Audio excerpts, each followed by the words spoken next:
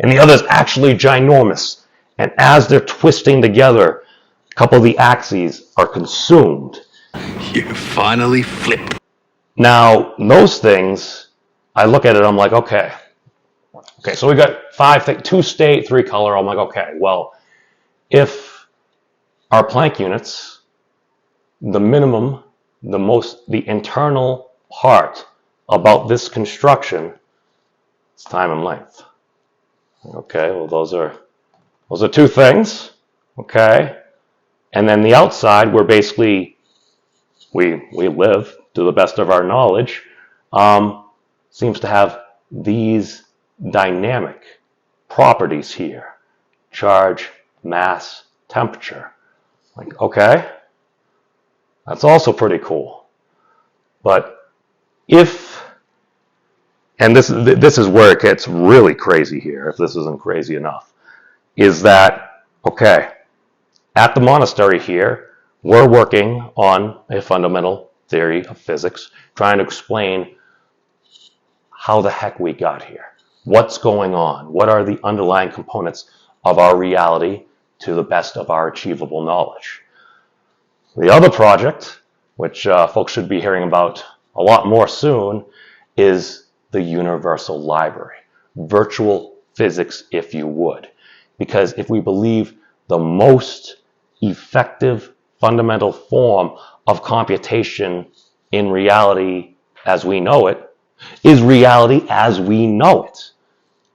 I mean, that's not even really a bold thing to say, because why? We're here. So if we are here, should we not be able to use that as a model? And Echelon, with a lot of the things that you've been working on and we've been trying to help figure out, it's really starting to look that as computation, if we were to model it on the laws of nature as we know it, the fundamental ingredients, if we think of computation in that aspect, we can do really amazing things. And I believe in the Wolfram language right now, they're down at the atom level, because they might Professor Wolfram was also a physicist, so it's like it would be natural to think of it in that way. But atoms, you can do a lot with it.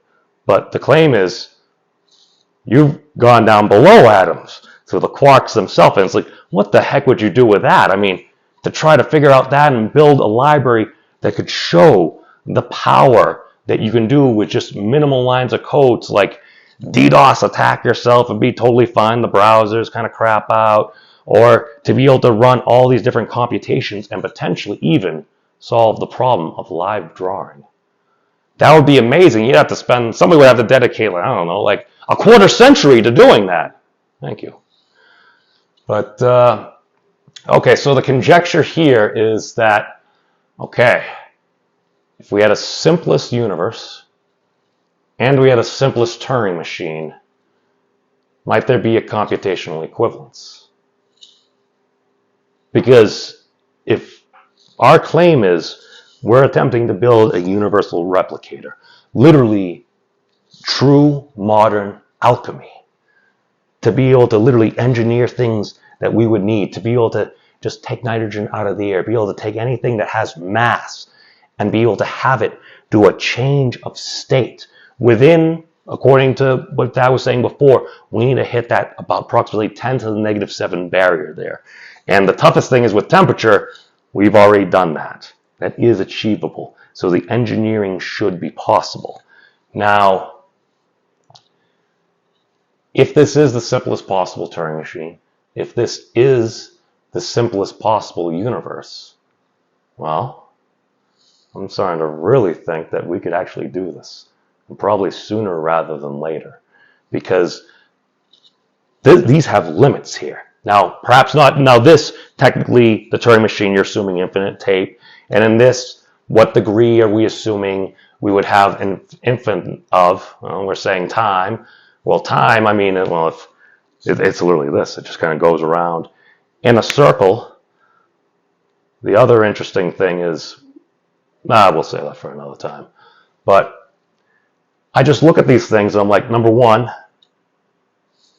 most likely wrong. Most likely wrong. Most ideas and thoughts are wrong.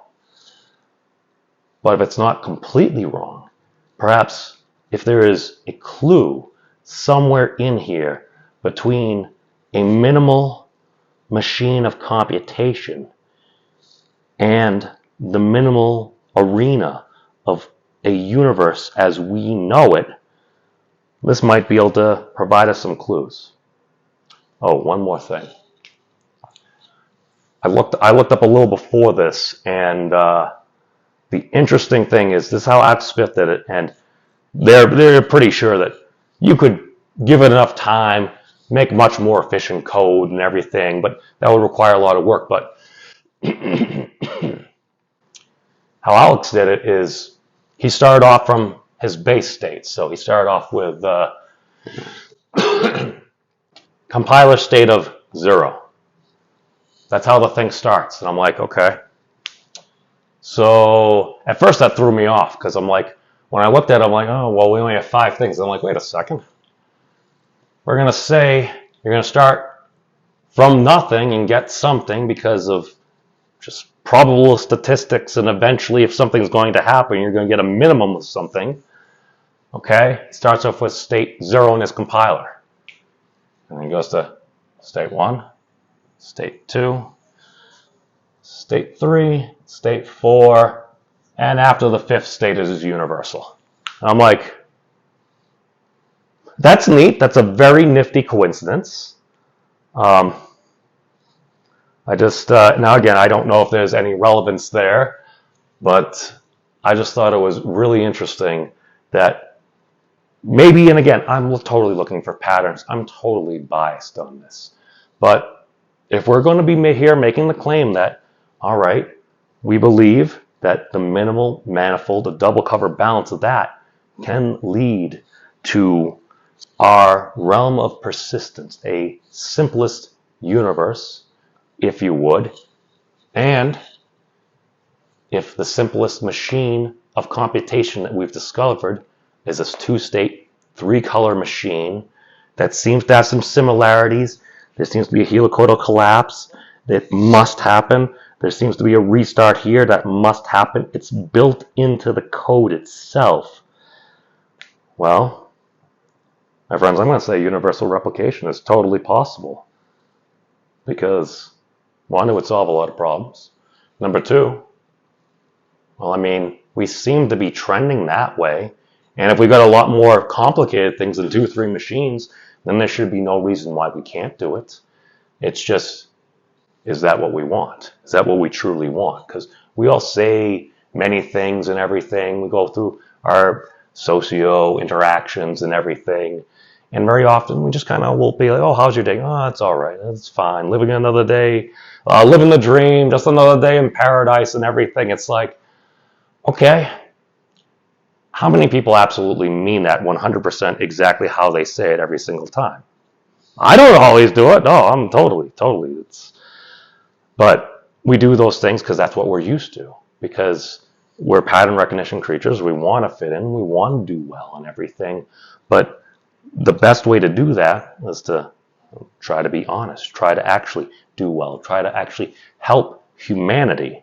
And, well, at least for me, it's like, well, I've been blessed enough to be in a position where it's like I actually have the opportunity to actually work on something like this, which, hey man, I could drop dead tomorrow or something like that, but at least I had the opportunity to try to help make a difference. And ultimately, I think that's what we all want because it's the story of humanity. It's the story of overcoming. Because how else are we going to level up? So, that's what I got.